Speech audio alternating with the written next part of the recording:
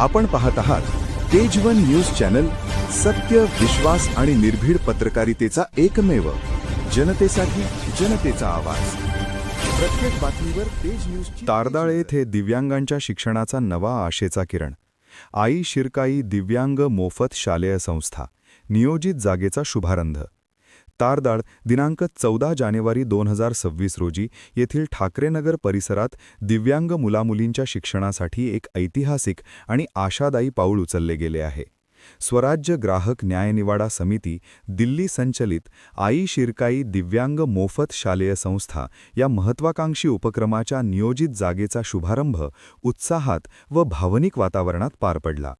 या शुभारंभ प्रसंगी सामाजिक कार्यकर्ते रणजित पवार, ग्रामपंचायत क्लार्क भाऊसो चौगुले, संस्थापक अध्यक्ष दत्ता मांजरे तारदळकर, प्रहार जनशक्ती पक्षाचे तालुका अध्यक्ष सुनील शिंदे, विकास गायकवाड, दादासो सुतार, प्रल्हाद माने, मार्तंड कांबळे, नजीर नदाफ, हेमंत जावीर यांच्यासह अनेक मान्यवरांची उपस्थिती लाभली. सध्या तारदळ, खोतवाडी व आजूबाजूच्या सुमारे 15 किलोमीटर परिसरात दिव्यांग मुलांसाठी स्वतंत्र शाळेची कोणतीही सुविधा उपलब्ध नाही.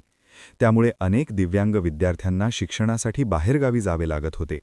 ही परिस्थिती लक्षात घेऊन स्थानिक पातळीवरच मोफत शिक्षणाची सुविधा उपलब्ध करून देण्याच्या उदात्त हेतूने हा उपक्रम उभारण्यात येत आहे.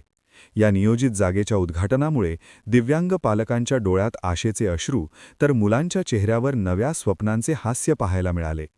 आता आमच्या मुलांना शिक्षणासाठी दूर जावे लागणार नाही, अशी भावना अनेक नागरिकांनी व्यक्त केली. या कार्यक्रमास प्रहार जनशक्ती पक्षाचे उत्तर कोल्हापूर जिल्हा उपाध्यक्ष सुनील पाटील, अनिल विजयनगरे, सागर वडगामवे, जमीर माणकापुरे, सुधीर मासुर्ले, दत्तात्रय गोडबोले, इरफान बागवान, आनंदा वाणी, नानासो दातार, सुरेश पुणेकर, महादेव नाईक, महेश शेटे, सुनील कांबळे, अल्ताफ गलगले यांच्यासह असंख्य सामाजिक कार्यकर्ते व नागरिक उपस्थित होते.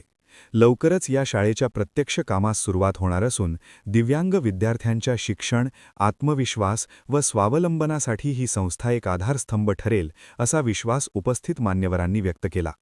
तारदळच्या मातीतून उगवलेली ही शाळा दिव्यांगांच्या आयुष्यात प्रकाश पेरणारी ठरेल, यात शंका नाही.